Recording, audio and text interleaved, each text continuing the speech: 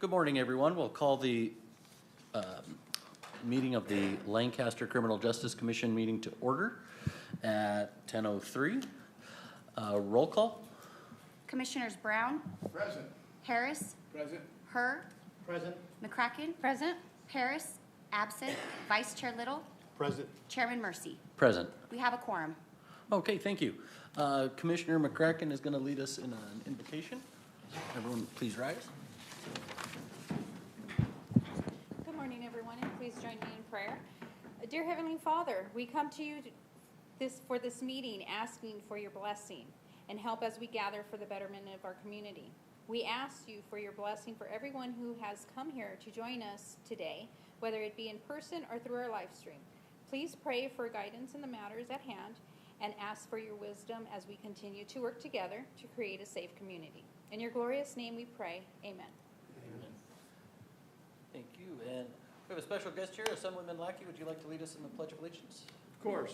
Please place your hand over your heart. Repeat after me. I pledge allegiance to the flag of the United States of America and to the republic for which it stands, one nation, under God, indivisible, with liberty and justice for all. Thank you. Moving into presentations, I understand, again, back to our special guest, Assemblymember Tom Lackey. Well, good morning, everybody. This is certainly a privilege for me to come and join one of the successes of local government. Very proud of this commission and the energy that they spend in trying to make our community as safe as it can be. As you know, I've been on the Public Safety Committee my entire legislative time, which has been 10 years. The only good news that I have for you is this last year was the best of the 10 years on that committee. There was actually a modicum of reasonableness, just a modicum, but I'll take whatever I can get. But I'm going to talk to you about some of the most recent happenings and what's kind of lining up with this election that's around, because we have an initiative to consider, and the governor's not a big fan of that initiative, and he's making that very clear. And I'll kind of outline to you what of some of the strategies that have been attempted but been unsuccessful. Very thankful for that, but the game's not over. We've got another month in August, and I expect some more plays. So let me just kind of give you a high-level view of what's some of the things that's been happening. You know, Senator Grove has another Senate bill that addresses trafficking of children. And there's some things that she's trying to make sure are very clear in that statute. She's made it a wobbler to solicit or actually purchase sex from children ages 15 and below. They made it a misdemeanor if the child was 16 or 17, which is strange. That's an amendment that they made her take, and she's not very pleased with that. Then the Assembly Public Safety amended it so that it can be charged as a wobbler. And everybody knows what a wobbler is, I would guess, on this commission. It's basically whether it's a felony or a misdemeanor is up to the judge. It qualifies for each one based on circumstances surrounding the charge. And now you have to prove that the child was purchased for sex and prove that they are a victim of sex. How can you be anything but that when you're trafficked? I find it to be alarming, but they're trying to make prosecution as difficult as possible. And I don't understand that thinking, but it's the thinking that is very, very powerfully present there. On Prop 47, everybody knows how crazy it's become, and how no matter how well-intended Prop 47 was, its consequences have been devastating, absolutely devastating when we're looking at the problem of theft. As we all know, when we go to just the regular market now, regular items are locked up because they're losing so much money as it relates to theft because we've empowered the thief. And we've made it too easy to steal. And I really think that this is a nonpartisan thing. Now, everybody wants to feel safe, and I think everybody believes in some sense of fairness. It's not fair to businesses, not fair to consumers. The people just come in and take as they wish and walk out. And the consequences are basically non-existent now because of Prop 47, raising the petty theft standard to about $950. To me, petty theft is like under $50. And that's a more reasonable standard. But to raise it to $950 has empowered the wrong energy. And I think everybody sees that. And so now we have an initiative that came from outside the legislature, because they can't rely on the legislature to be responsible, in my opinion, when it comes to public safety. And so we have this initiative, and the governor's not pleased with that process.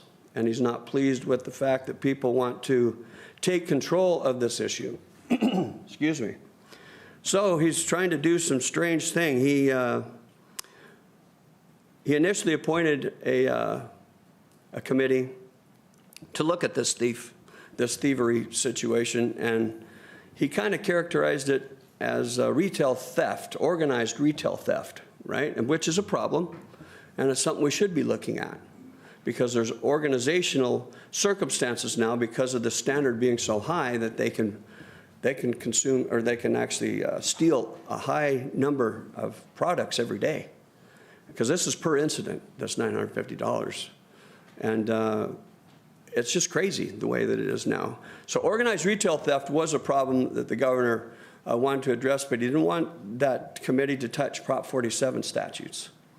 And so what we have is organized retail theft package, and it was basically about 12 different bills. It was bipartisan that nibbled around the problems, even with fentanyl, addressed some of the fentanyl problems too, because that's been a new drug that's emerged since Prop 47 passage.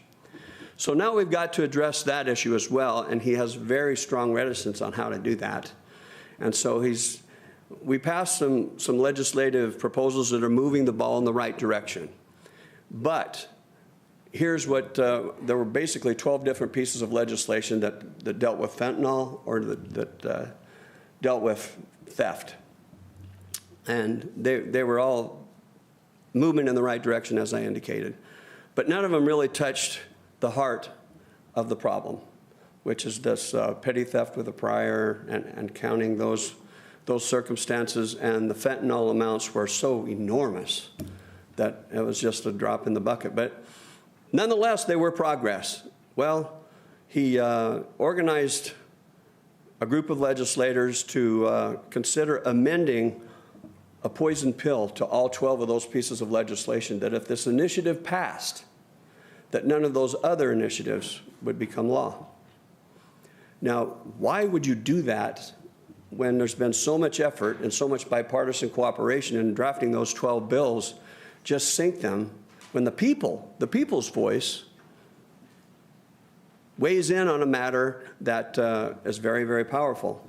So we, as members of a different thinking, made it very, very clear to the public that this was the path that was being pursued, and the way they presented it was one of the worst presentations I've ever seen. Very, very embarrassing. And they had the pro tem, and they had the speaker from our assembly have a press conference, and they were bumbling because some very good questions were asked. Very piercing questions that they danced around, and they finally decided not to do that. So then, after that fumble with the poison pill strategy failed, they then pursued another path of saying, okay, you have Prop 47 initiative, we're going to have our own initiative. And that would, it was basically, it addressed both issues, but in a way, for example, one of the proposals for fentanyl was that they would make selling fentanyl a felony if you could prove, first of all, that the seller knew that they were selling fentanyl, and number two, and this is both requirements, that the receiver did not know that it was fentanyl. Well, first of all, most victims, at least a high number of victims, are not able to be interviewed because they've lost their life. So it made that statute meaningless. And there were other problems with their initiative that were much different than the other initiative. But as you should know, two initiatives confuses the public. And so it means that the meaningful statute is less likely to be successful. So that was basically a game. It was a game. And we shined light on that as well. And because they've been saying that Prop 47 never needed to be amended over and over and over and over again. But now all of a sudden they're on the side of, well, let's amend this Prop 47 circumstance. It was just another basket of confusion. But the governor decided to pull it because he decided that he needed to be out of state to handle another matter that I think we're all aware of, another energy, other than resolving some of the concerns of this state. So very disappointing. But the good news is, as it currently stands, the initiative will continue. And as you know, initiatives, there's another very important piece, and that's title and summary. Basically, it's when the voter looks at that initiative, what it says and how it's titled. I mean, Prop 47 was supposed to be to make schools safer. And as you can tell, I don't think it did that. So what they can do, though, is if there's another initiative, it opens the door that the Attorney General is the one who makes the decision on title and summary and how to define what the initiative does. And that person is Rob Bonta. And let's just say that he's not known for his strong public safety advocacy. And so that confusing path is still an opportunity. Please pay attention to what's going on. When we get back in session in August, I would be extremely surprised if there's not another play, because they're 0 for 2 right now, and to think that they're not going to go a third time, I think is very naive. So we'll see what happens. I thank you for what you're doing here. We've seen fentanyl tragedies here in this community. We've seen theft out of control, and it's quite honestly because state policy has been a contributor to this very big challenge. It's causing problems. And I think one of the biggest groups of people that are most profoundly impacted are the people that have the least amount of means to spend. The people that struggle to pay their bills and to put food on the table are strongly impacted because it causes costs to rise and availability to be limited. And we're all hurt by this. This should not be a right-left issue, but they're going to try to make it that. And when they do that, it causes confusion, and it's less likely to be successful. So know that I'm very proud to represent this region and be a voice of reason. And I thank you for what you do. I think that that's one of the primary roles of government, is to help keep people safe. And I don't think we're at our best right now. And I'm hoping we're moving the ball in the right direction. As I told you, the Public Safety Committee actually passed measures that wouldn't even been heard in my previous 9 years. So the movement is in the right direction. I hope we can maintain it, and know that I'll do everything I can to make that happen. If there's not any questions, I'm done with my presentation. If you don't mind, I do have a question, and that would be, so if I understand the fentanyl issue, which I think is an incredibly important issue, and the retail theft issue, also incredibly important, are tied together in this initiative, and I'm not sure why. In other words, they stand alone, and it seems to me confusing that they're tied together in a single initiative. Is that correct, and is there a solution? Well, as you might know, sponsoring an initiative is very, very costly. It's millions of dollars, and that's private money that has been rallied around by a number of interested parties. And both of those are extreme threats to public safety right now. And even though they're very different, they fall under the umbrella of public safety.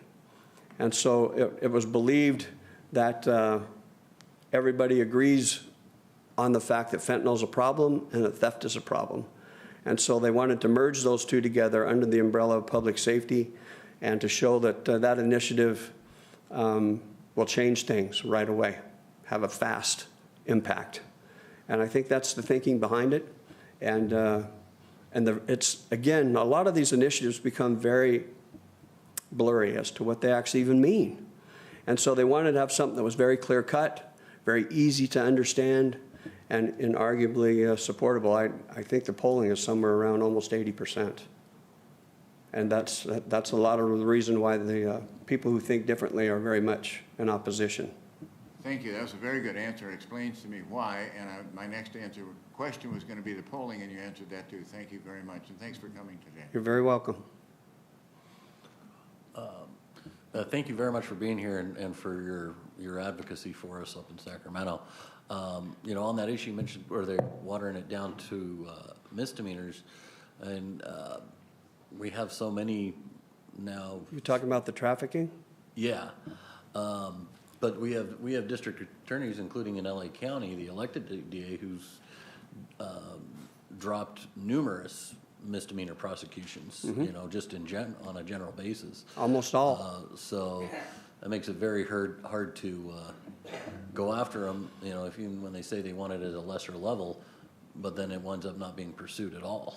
Well, another thing it skews, though, is the crime rates, too, because once people see that there aren't filings, there's less energy to actually even call the police. Mm-hmm. And so it gives a false sense of what's really happening. Same thing with theft. I think the numbers for theft are very inaccurate because very few of them are even reported.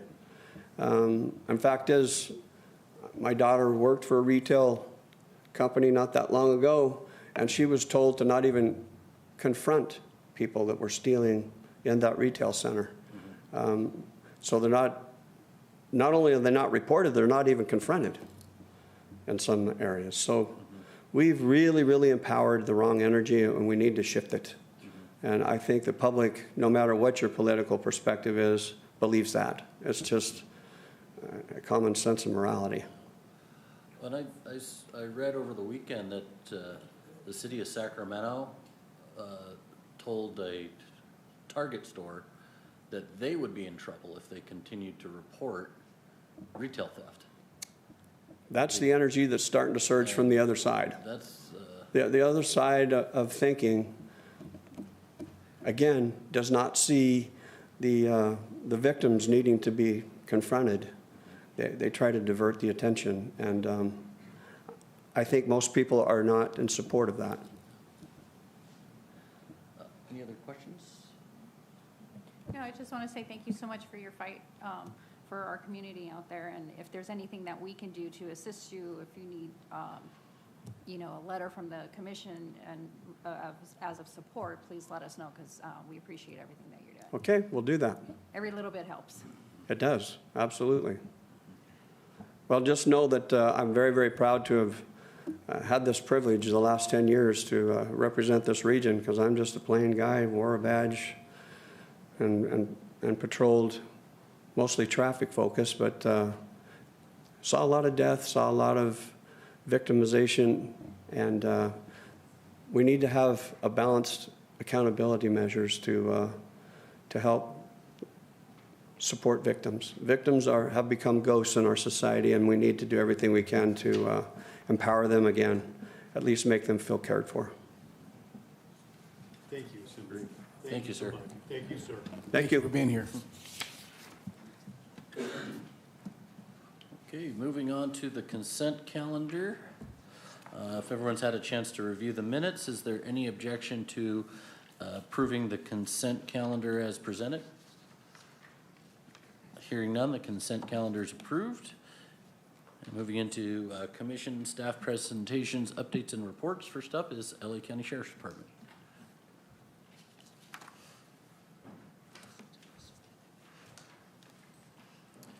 Good morning, Commissioners. Good morning, everybody. My name is Lawrence Green. I'm your Community Relations Deputy for Lancaster Sheriff Station.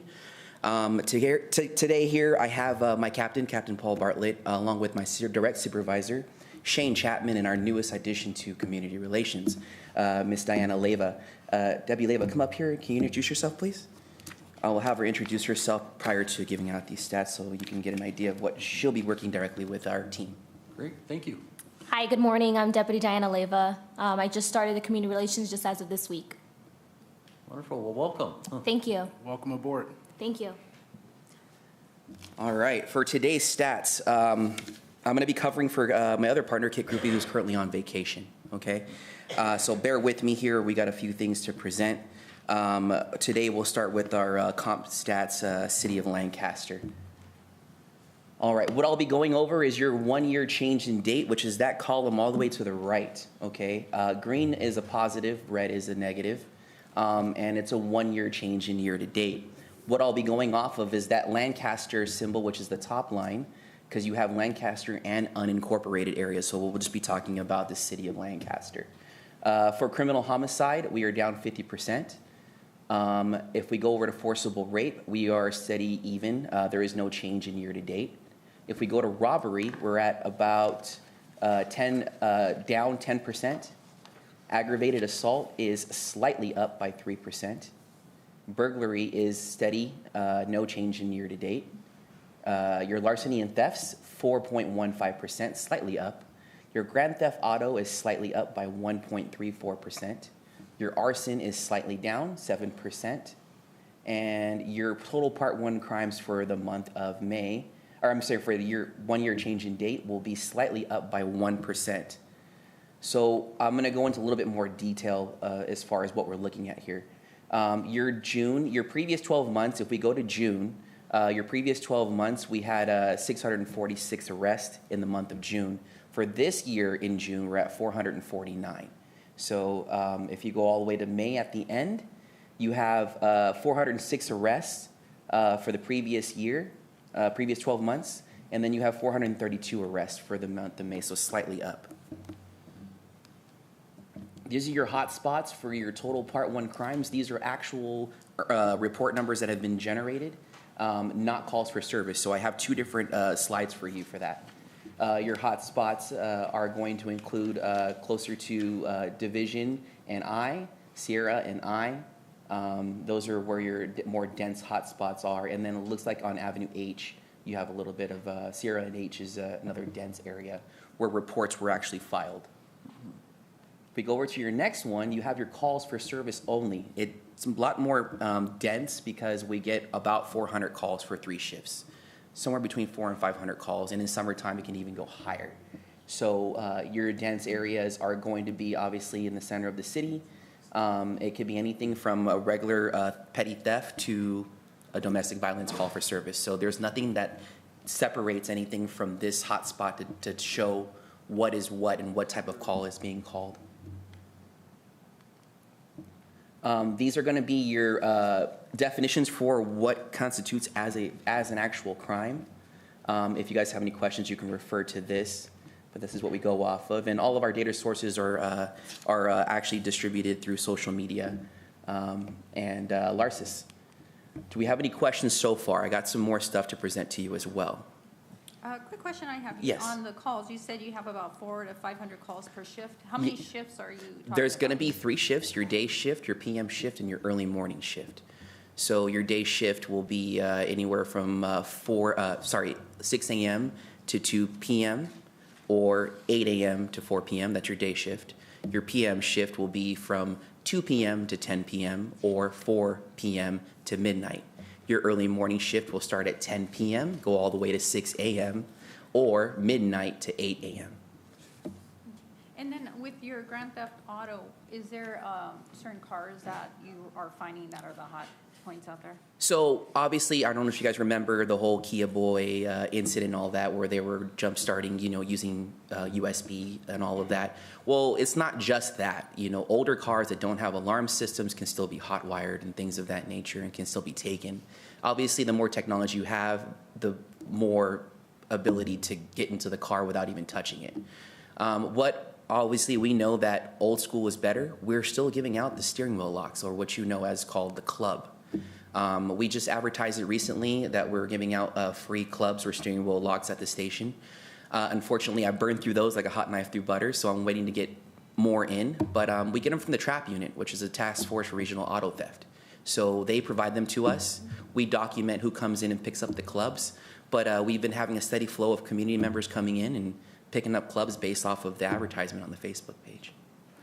So there's not one type of car that's standing out the most that people are after? Not anymore. From what I've seen, it's just, you know, leaving your car started with your auto key. Don't do that, please, because you can drive the car pretty far distance before it turns off. So a lot of people have been starting their cars up in summertime, trying to keep the car cool with the air conditioning running, and then in wintertime they'll warm the car up. But it's on, nobody's monitoring it, and then they either shatter the window or they get into the car and it's unlocked because they don't have a proper locking mechanism for the auto start. Okay, thank you. Any additional questions? I do have a question. Can you be able to go back Absolutely. to comparison? Yes. And I see the number, and it's substantially decreased. Actually, you guys did a wonderful job on that one. But if you go into the next page, arrest, and the number of arrests is been going up from February. It doesn't just really go with our reports. You know why? Yes. So what we have to understand is this here has certain types of crimes, specific crimes. When you go to the arrest slide, this arrest slide is not actually based off of these specific types of crimes. There's additional crimes that are documented on this arrest slide. At some point, it's related, right? Yeah, they could be related, but you also have elder abuse. You have other types of crimes that led to arrests. So what we want to give you was a better understanding that we're actually making arrests versus an actual incident report being filed, because you have to go through the whole investigative process before it leads to an arrest. What I like to show the community is, yes, I can show you how many reports are generated, but I also want you to see that we're actually making arrests. So that slide will show you and give you a better idea of how many arrests we're actually making for that period in the year, if that makes sense. So this number then of arrests is covering all crimes? Yes, it'll cover pretty much everything that conducted an actual arrest, absolutely. And we have too many, types of crimes to document on there, so I can't really itemize it for you. There's just way too many. So, any additional questions? I have a question for you. Yes. Do you have any kind of indication on filings? Because I'm sure that would be a very disappointing number. Oh, yeah, that would be a DA question. I would not have that information. I'm sorry. Yeah, no worries. Any additional questions? Yeah, the last thing, so we are looking at I guess year-to-date that we're higher in crime, are kind of picking up out there. But yet if you look year-to-date with the arrests that we've been talking about, we have less arrests that we did last year. Yes. Is that necessarily a good thing, or is that a bad thing because we're also short staff out there? Exactly. So excellent question, Commissioner. So we have to understand that, yes, we will make the arrest. Lancaster Sheriff Station will make the arrest. The arrest will go to the court, and they will determine whether or not that they get released. They don't have enough evidence, or whatever the situation may be from the DA's office. From this information here, this will be the arrest that we made. Whether or not the DA releases them from the courthouse, that could be a whole different number. We don't have that. I don't have that correlation at this time, if that makes sense. So, if there's less arrests, is that a bad thing? I couldn't tell you that, because the question is do you really, should someone be arrested if they didn't commit the crime? Then, you would have a lower arrest stat. If they did commit the crime, we would want that arrest to be documented and accounted for. There's some people that go to court and they did not commit the crime, so that arrest stat is no longer valid, if that makes sense. So you're going to have a kind of like a up and down type deal, because we can't determine what happens. Well, the station cannot determine what happens after they go to court. Do we know, following that up, and maybe this is something that simply Aki just covered too, how many of those arrests that you make that the DA does not do anything with, or can't do anything with, or doesn't move forward? You have that come back to you guys? It would shock you. That's all I'll say. Yeah, and we, that would be, my captain and the DA's office would have that information. We're not, Yeah. we're not. Yeah, no, no. We really appreciate everything you're doing. So it's not something, you know, that we're looking at. I'm just kind of curious ourselves. Yeah, I wouldn't, I don't have that information particularly, but yes, that would be Sir, nice. can you, hi, can Oh, you, there we are. what was the question again? I was wondering when you guys make an arrest, the sheriff's department gets arrested and gets forwarded to the DA's office, it comes back to you as not a valid arrest. Or not- DA not reject, prosecuted. yeah. Do you get that come back to you? It would be nice if we had a number that would look at that and say, this is how many are being dismissed. Does that make sense? Yes. I don't think you want to know. What's that? I don't think you want to know. I think you're right, Assembly, but yes, yeah. Well, it depends on what the reject was for. If there's a few different types of rejects, we could do just plain reject where they're not going to file it. There could be something called a reject for further, where the detective has to do more follow-up, and then we're able to present the case again for filing. So to be able to track those, it's a little difficult. And then Commissioner McCracken, I had some answers for the vehicles. The top 3 vehicles for the last year have been a Chevy Silverado, a Honda Civic, and a Hyundai Sonata. I don't have specific years, but those are the top three vehicles that have been stolen in Antelope Valley. And I guess the next question would be for the DA, how frustrating that is for you. Because I can only imagine, ma'am. Yeah. Any- I do want to bring up, recently we had a lot going on in town. Absolutely. We had the 4 murders that happened back to back. Can you give us any more information on those, where we stand, what's the status? Cap, do we have any information as far as those are concerned? Those are still active investigations, and our homicide bureau is still following up on leads to find a resolution to those. Okay. Yeah. And the other thing I have, and I'm not, it might also be a city question, is on January 1st, the city had it mentioned on their Facebook page that we had a credible threat from someone who wanted to cause harm for 100 days, 100 nights. And I was just wondering is how long we knew about that prior to that arrest, and how come the public wasn't made aware prior that there was a credible threat out there, to be a little bit more I can answer that. vigilant? So we learned of it through the public, social Okay. media. I was reached out to by the school district, numerous entities that had seen that post. And we got it that Friday morning. We initiated a complaint report. And then our Operation Safe Street detectives immediately began the investigation. And by the next day, they had the person arrested. Okay, so it was pretty quick then. Yes. Okay, great. Any additional questions? As far as the community relations side, we have a major event coming up on August 3rd. This is our open house, which is our first annual one combined with a car show, so it's pretty massive. The Lancaster Boulevard Farmers Market will be incorporated with it, but we'll be extending the event all the way to about Cedar. So you'll have about 200 cars, food vendors, resource vendors.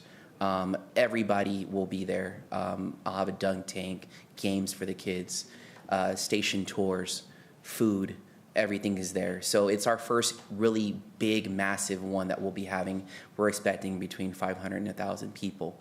So you guys are all welcome. The community is welcome to come by, say hi, take pictures, have the kids come out. We'll have ice cream and stuff for them as well to cool them down. I know it will be very hot outside, but this is something we do every year, but not on this scale. This is a whole different scale, and if successful, we'll continue it and make it even larger if possible, and get the community used to us having this yearly event conducted. Okay. Any questions, you can visit the Lancaster Station's Facebook page. This is the flyer here that you see up on the screen. Feel free to give me a call or the station a call for any additional information needed. Hey guys, real quick, I have one correction. So it's going to be on Saturday, August 3rd, and it's going to be at the station. I'm sorry. I We're going to apologize. be closing down Sierra Highway between Lancaster Boulevard and Jackman. The car show and motorcycle show will be on Sierra Highway, and it is the station open house, so we will be giving tours. We'll have food vendors there and stuff for the kids. and it's free to the public. The only people that would need to register would be people who are entering into the car show or the motorcycle show. So if you have a classic car, a new car, whatever you want to enter, please enter. There's an Eventbrite link on there, and most of the proceeds are going to benefit Special Olympics. So, thank you. Thank you, guys. That's it. Any additional questions? I'm sorry, all proceeds.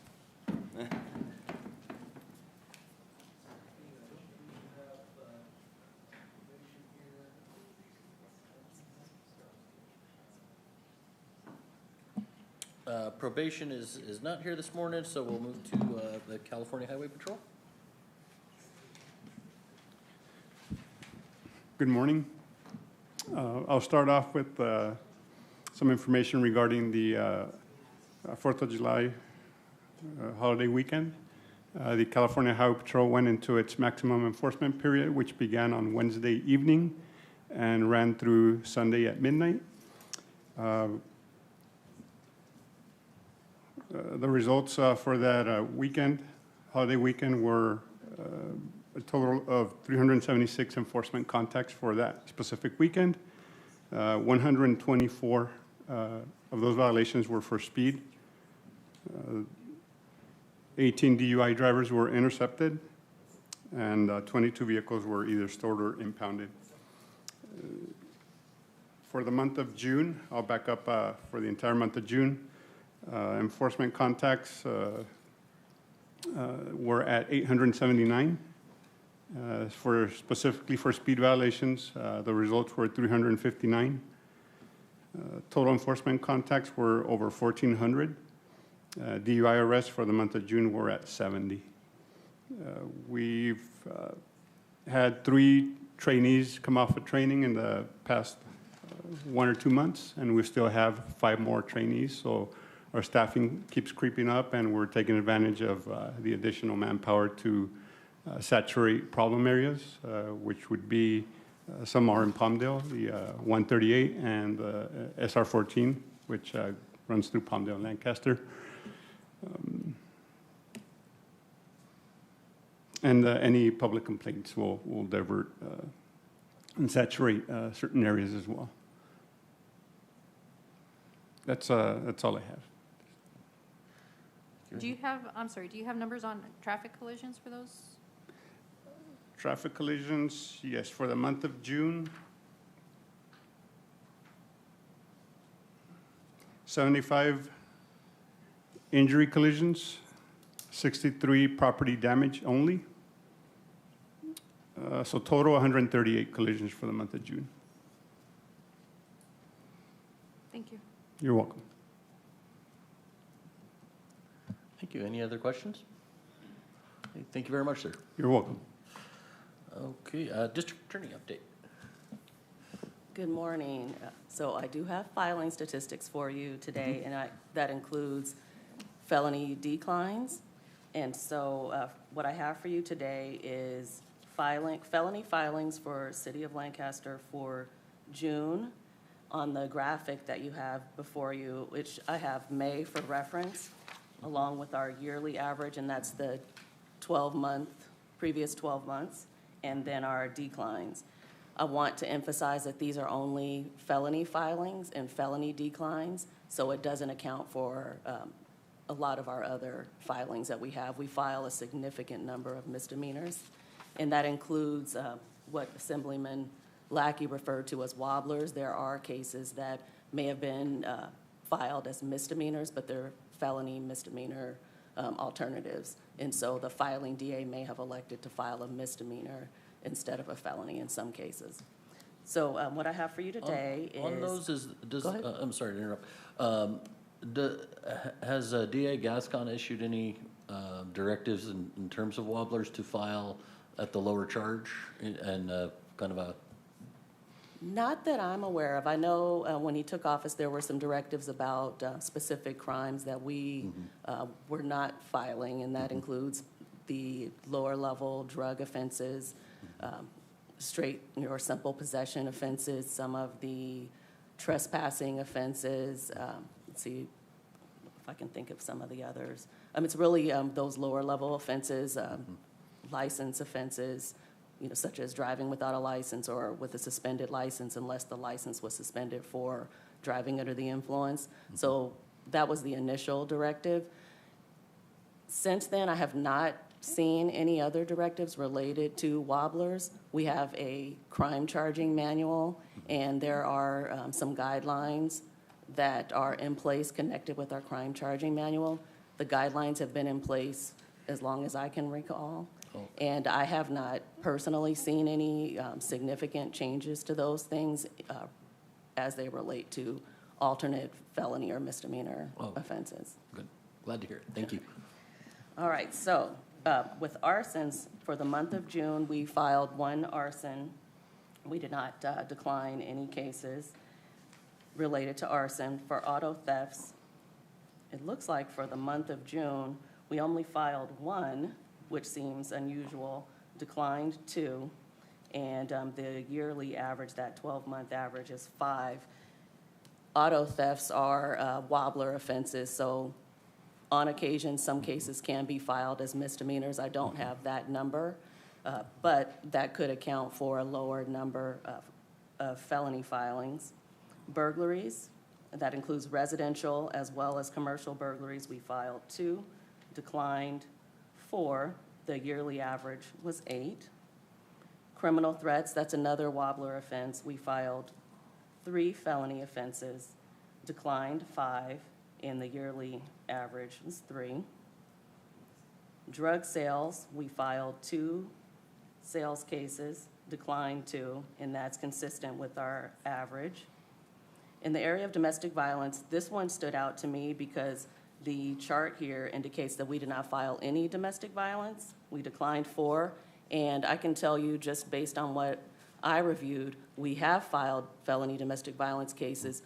The stats that are compiled, the analyst that puts it together, she's looking for a specific charge, and that's Penal Code Section 273.5. That's our basic domestic violence charge. But in domestic violence cases, we often file other offenses. So you'll see we have later, a few down, we have felony assaults.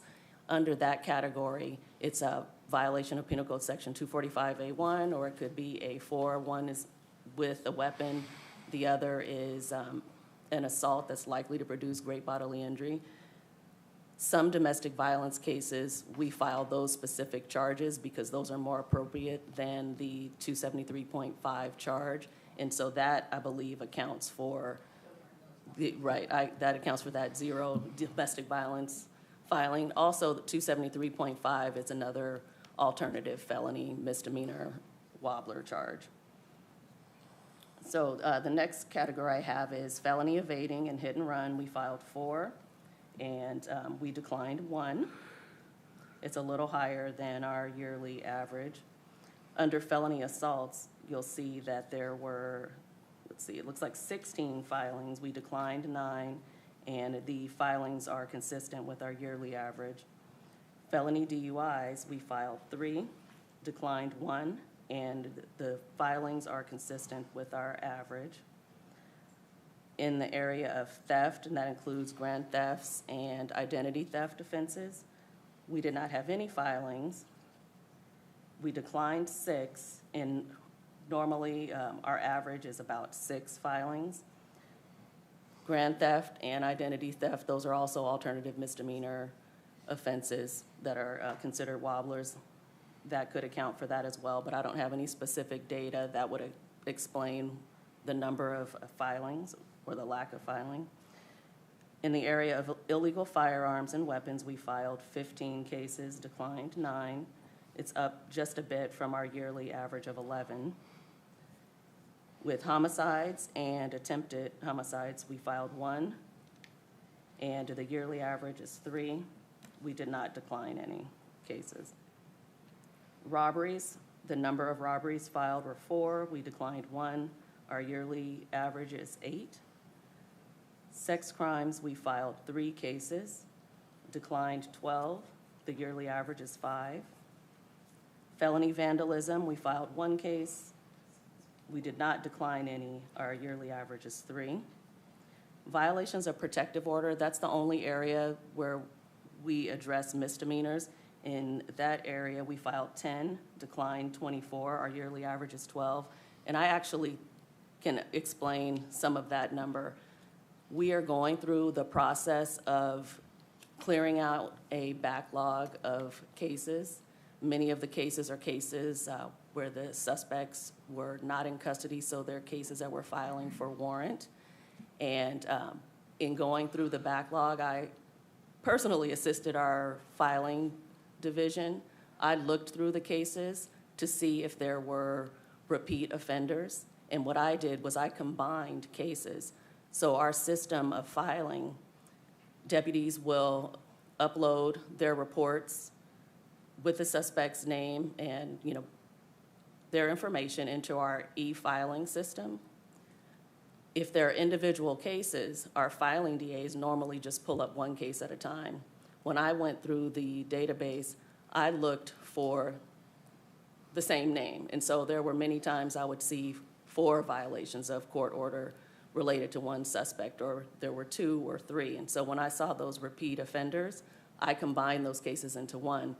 The way that our system works is you have to decline the cases with a reason code that you're combining it with another. So it looks like our declines went up, but those individual cases were filed under one case number.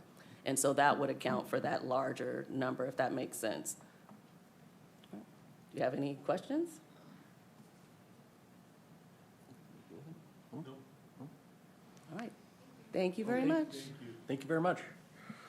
Let's see, Public Safety, Lancaster PD.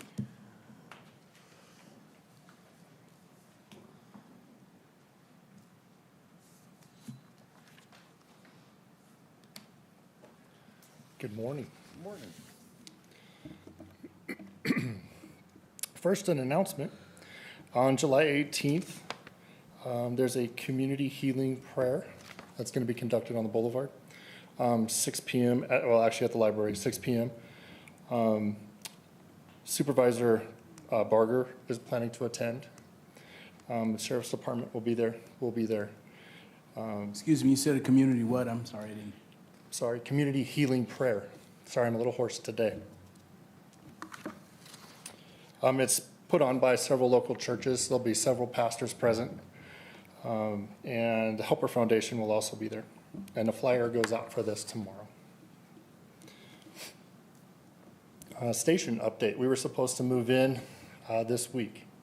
And an HVAC went down last week. So that's being replaced, and that has delayed our move in. But hopefully by the end of the month, we'll be going in there. It looks really, really good, and we're really excited. Our team is excited to move in, and everybody has already had their places identified, and so there's a lot of excitement in the city for it. We obtained 2 trailer cams. These are those things that you'll see like at a construction site that has the long mast with the multiple cameras on it. We now own 2 of those, and we'll be deploying those in areas of need in collaboration, identified in collaboration with the Sheriff's Department, where we can best use those, and they're portable, so we can move them, in minutes, which is useful. And it will also stream to our Intel and Crime Center, and it will be part of our video management system.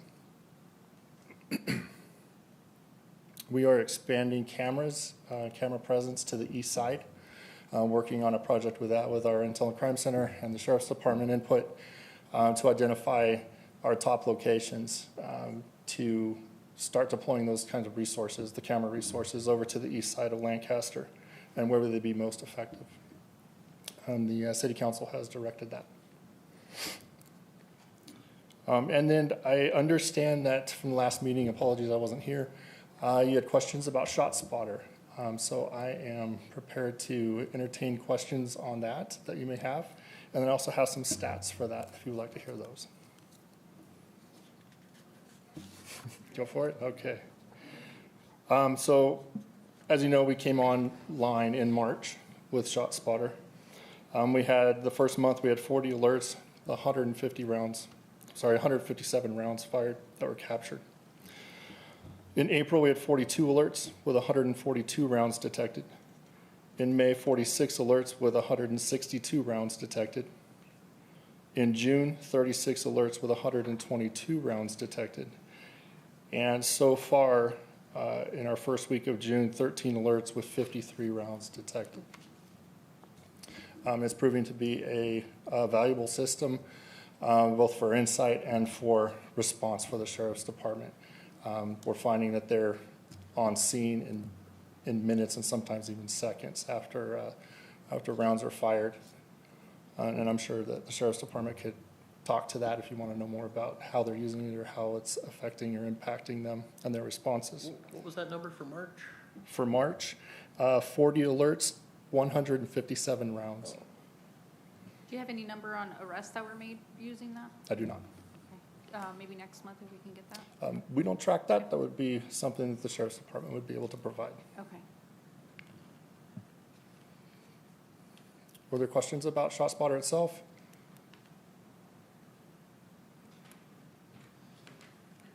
Just, are there plans to expand the area? ShotSpotter is a fantastic tool, but it's very expensive. And so we're limited by cost on that. So we're looking right now at grant options. If we're successful in our grant options over the course of the next 6 months, then absolutely our plan would be to expand. And the ShotSpotter, there's never an incident where, like on the 4th of July, there was a mistaken of the sound and whatnot? Okay, so for accuracy is your question. ShotSpotter has the ability, we can work with their team to dial in that accuracy level. We want a very, very high accuracy level. I think we're north of 97% right now accuracy. With that goes that some legitimate shots then are not reported to us. So, you know, the more accurate you go, the more chance you have of maybe missing one or two or a few. When you drop that accuracy level down to make sure you capture those, you start capturing false alerts. So we're at a spot right now where we're comfortable with how it's performing. We did not get any, as far as I know, false alerts for fireworks. The system filtered it extremely well. They did, however, issue a notice to all users about fireworks, and that we would be using suppression metrics to kind of dial that even more further for the 4th of July period. It proved to work well. Any other questions? Thank you very much. Thank you. I could just add to that, it did help during the 4th of July for us at the station by really mitigating those calls to the fireworks calls and differentiating between fireworks and gunshots. So it was really effective. Cool. Thank you. Okay, state and federal office updates. We'll start with Congressman Garcia's office.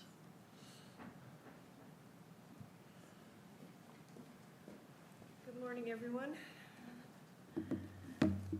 Mr. Chairman, committee, as always, thank you for what you do. Appreciate it. And send greetings from Congressman Mike Garcia. A couple things just to highlight, and this report's going to be a little bit more detailed than my previous reports because I'm going to just highlight some of the things from the House passage of the National Defense Authorization Act, which one of the things was significant was, okay, I put it down at the bottom for no other reason other I was reading it in the order it came from. There was a fentanyl funding, all right, forget it. I'm going to go in the order I wrote it, so we'll, thank you for your patience. Okay, so it passed the House, and he voted for it, for the National Defense Authorization Act. It fully funds, which is significant for our region, the Air Force B-21 radar program, which is going to have continuing economic impact in the 27th District, but also in other areas of LA County. It also prohibits the retirement of the U-2S program, so that'll continue in operations. There are $80 million in enhanced anti-tunneling cooperation between U.S. and Israel. So $80 million was approved for that. There was also $47.5 million increase for U.S.-Israel emerging technologies funding. And then $200 million for Taiwanese international security cooperation. prioritizing the defense and standing with our allies in Taiwan as China increases their threat. 1.14 billion in drug, this was the one I wanted. So, okay, so here's where, drug roll, drum roll, come on people, this is the one we wanted. 1.14 billion in drug indication and counter drug activities. So they're putting more money specifically to target the fentanyl increase coming over our border. So that's 1.14 billion for that. That's in the NDAA. And then 16 million increase for an accompanying, this is kind of neat, it's kind of near and dear to my heart, to support therapeutic dogs for our veterans. So being able to train dogs and provide them for what we're calling vet dogs. So that was included in the NDAA. And then, as you know, he's been advocating for many years for the increase in funding or salary increase for our lower ranking military men and women, our E1 through E4, and that made it into this bill. So I think there was, I think initially for overall across the board for all military, there was a cost of living increase, but I think for the lowest ranking, this included a 14% increase for pay for them, which, as I've mentioned in the past, will help with retention, I believe morale, and now these remarkable men and women will be making a little bit more than people who work in McDonald's and Chick-fil-A, as they should get that and more. But that's neither here nor there. And then the other thing he voted on last week was he co-sponsored a bill allowing greater access to safe and effective, it's called the Safe and Effective Contraceptive Act. It enables women 18 and over to have access to FDA-approved routine use of birth control pills and over-the-counter contraceptives. So contrary to what you may heard about the other side or our side of the aisle, this is an attempt to help women's health. And that is it for me, unless you have any questions. All right, everybody, you be safe, stay cool. Great, thank you very much. Senator Wilk's office.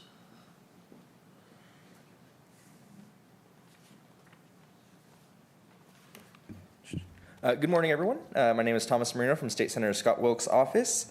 I just have a couple updates on a few bills. First is our illegal dumping bill, SB 1359. We ended up pulling that from the Assembly's consideration because when it was in the Appropriations Committee for the Senate, there were some amendments added to it that we just did not agree with and did not like.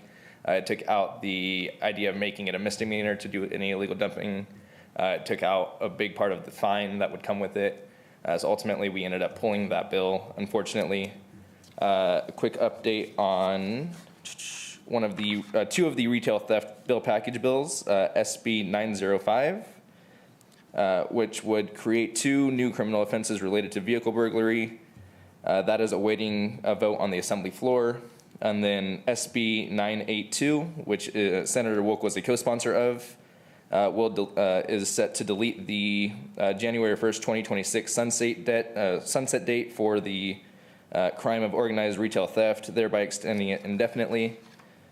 And then an update on Chairman Mercy's question last month on Prop 47, the amendments to it.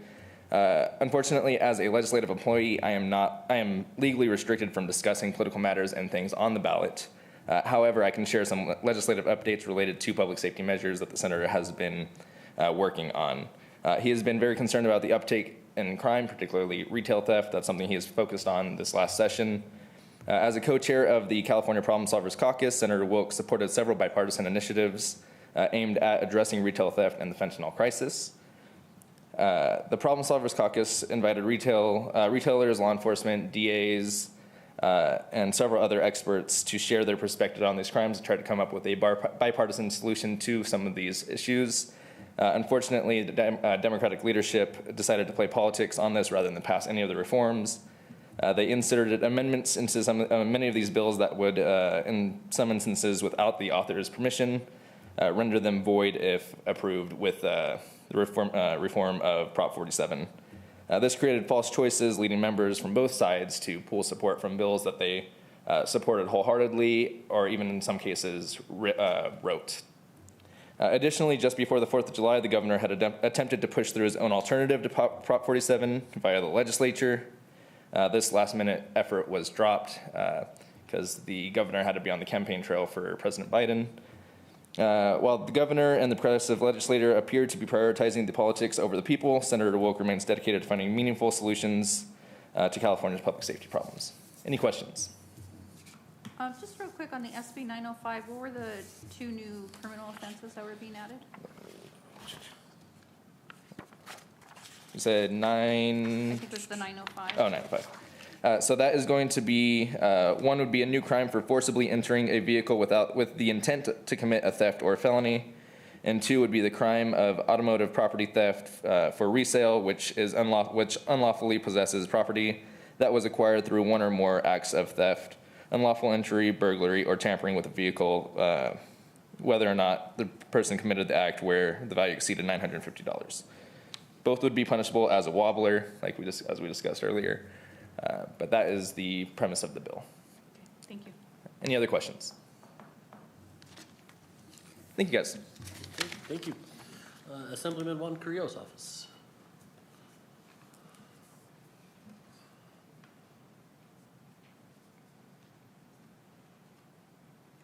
Hi, good morning, everyone. The Assembly member has been dedicated to having property owners and businesses protecting their businesses and obviously their property. In sake of doing that, he introduced the AB 2371. That was the electric security fence permit. That has now moved. It was heard in the Senate Local Government in July 3rd, but now has moved to Senate Appropriations. This bill will seek to prevent property theft by allowing property owners and businesses operating on manufacturing, industrial, or specified commercial properties to install and operate an electrified security fence for security.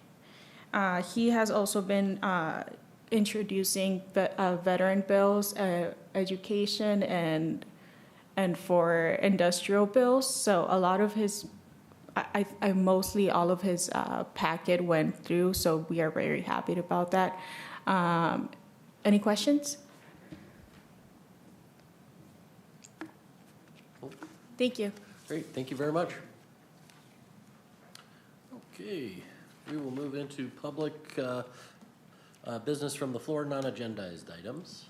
This is a time to address the Lancaster Criminal Justice Commission on non-agendized matters. Speaker cards can be found on the back table of the council chambers. Individual speakers are limited to 3 minutes each unless a different time limit is announced. State law prohibits the commission from taking action on items not listed on the agenda. Thank you. Thank you. David Paul.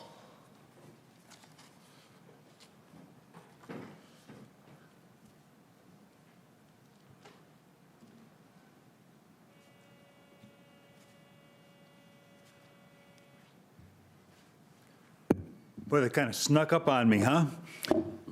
So, good morning, Commissioner and Chair Mercy and commissioners and everybody here. You know,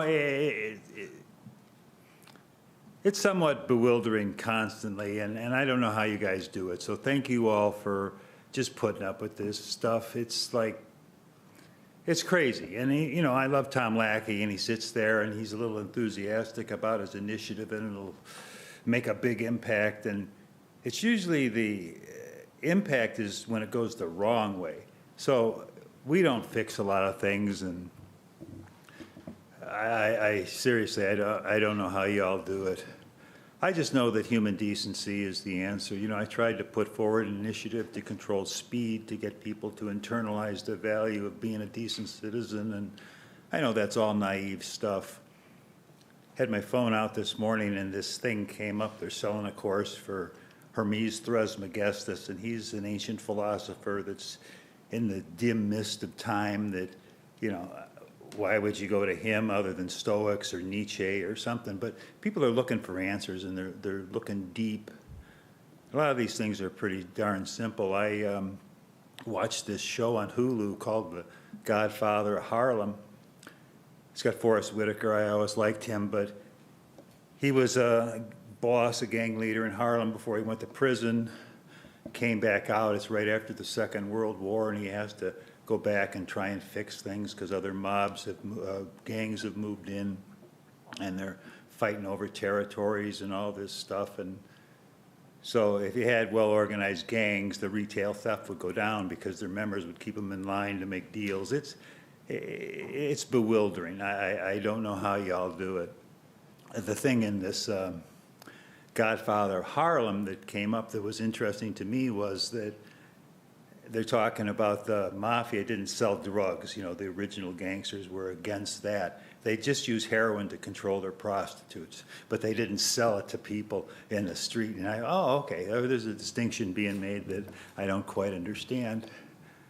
So it goes on and on and on, and we keep trying and trying and trying. And I saw a fight today on the ride over here at I and 15th West, and a guy in the car ahead of me, a big SUV, blocked it. I couldn't see it, but you can hear that distinctive sound of the rage and the breathing in between the blows, and I could hear all that. And then the guy comes around, and the kid leans his head out the car, and he's telling him what to do and all this stuff. And I talked to the guy, and I said, yeah, you never know. So there was a human moment there with that young kid, and I realized that we're all in this together in our community, and we only have each other, and that's the best there is. Thank you all. You're amazing. Okay, thank you, Mr. Paul. Anita Boardlemay. She stepped out. Oh, okay. Michelle Egberts.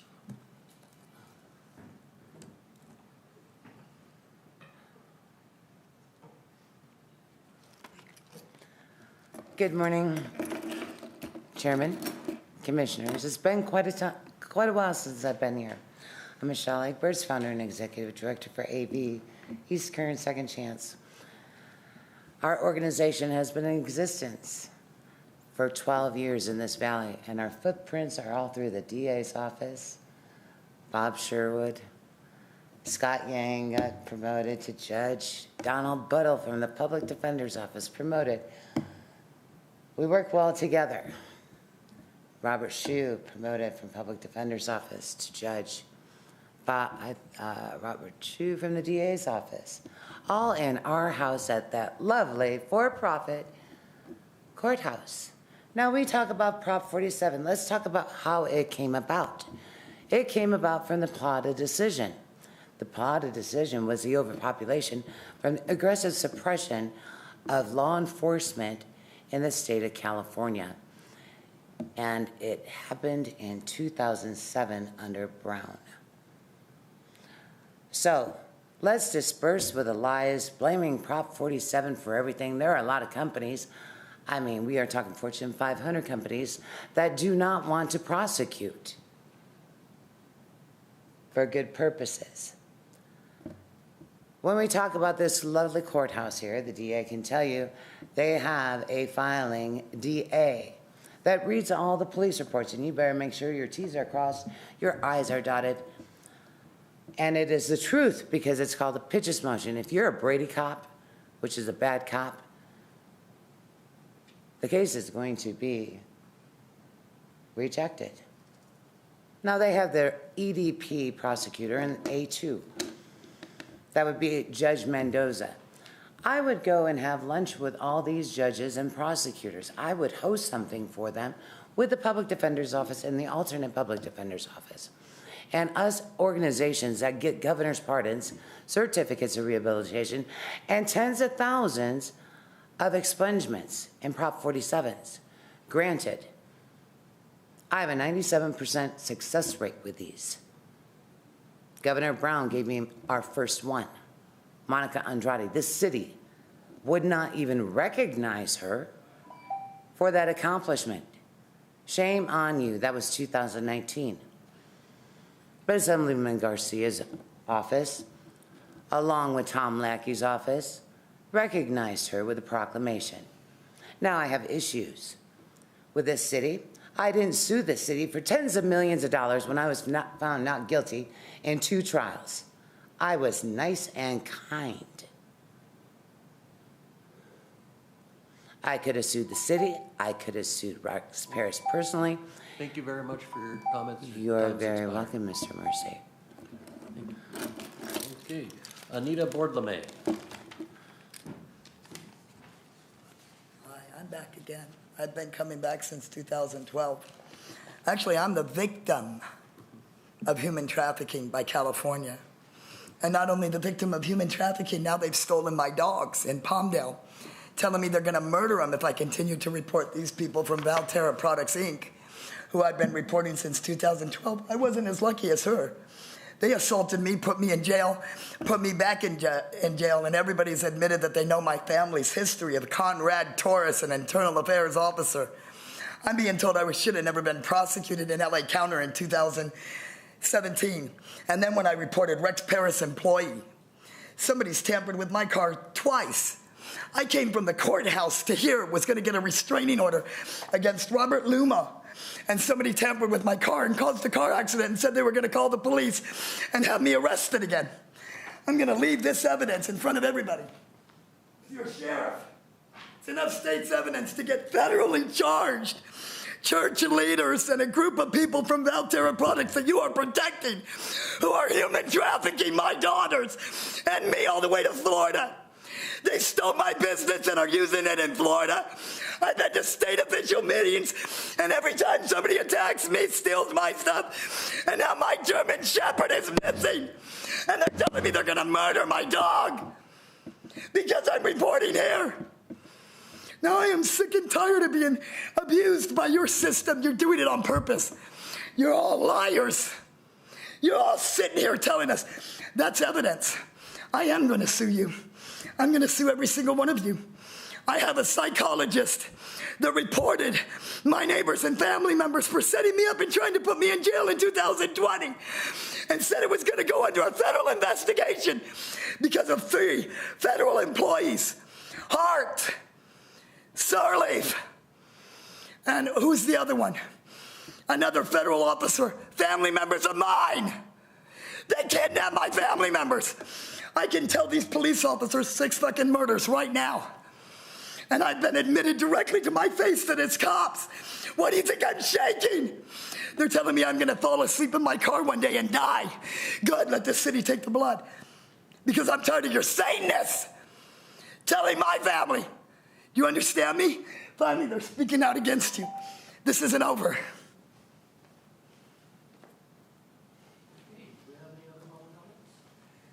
Do we have any other public comments? Okay. Ma'am, you walked away, you concluded your public comments. No, we do not. Okay. Commissioner comments? Anyone have anything? Okay. Well, then, if there's no objection, we will